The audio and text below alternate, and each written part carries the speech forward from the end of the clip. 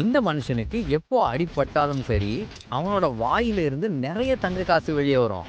அதனால பேராசையில அவனே அவனை ஒரு சூட்கேஸ்க்குள்ள வச்சு லாக் பண்ணிக்கிட்டான். ஆனா ஏர்போர்ட்ல நடந்த ஒரு தப்புல நம்ம ஜாக் அந்த சூட்கேஸை தெரியாம எடுத்துட்டு அவன் வீட்டுக்கு வந்துட்டான்.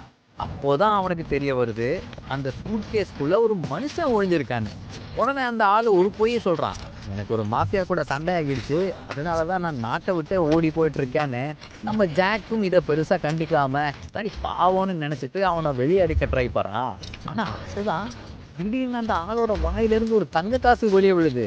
ஜாக்கு என்ன நடக்குதுன்னு புரியறதுக்குள்ளேயே தான் எல்லா உண்மையும் சொல்லிடுறான்.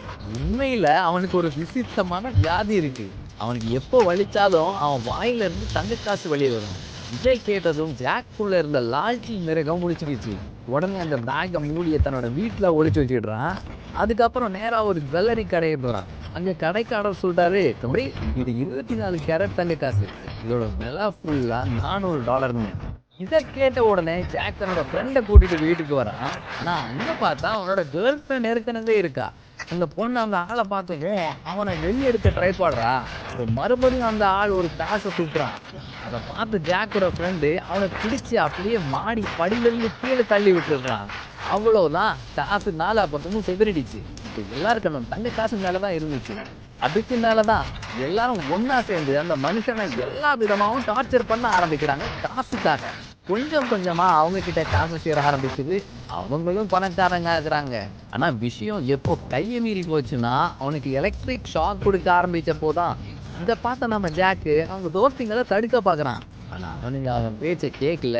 ஒரு சிட்டியில எடுத்து ஜாக்கோட மண்டையிலே போட்டு அவனை மயக்கமாக்கிட்டாங்க. போலீஸுக்கு பயந்து நாம என்ன காரியம் பண்ணிட்டு வந்து அவங்களுக்கு அப்போதான் புரியுது. உடனே அங்கிருந்து தப்பிச்சு போக பிளான் போடுறாங்க. ஆனா அப்போ அவங்க கண்ணு அந்த ஆள் மேல படுது. அவன் இன்னும் உயிரோட இருக்கான். சரி போறதுக்கு முன்னாடி லாஸ்டா ஒரு தடவை காசு எடுத்துட்டு போயிடலான்னு போறாங்க. ஆனா அப்போ இந்த ஆள் சிரிக்க ஆரம்பிக்கணும்.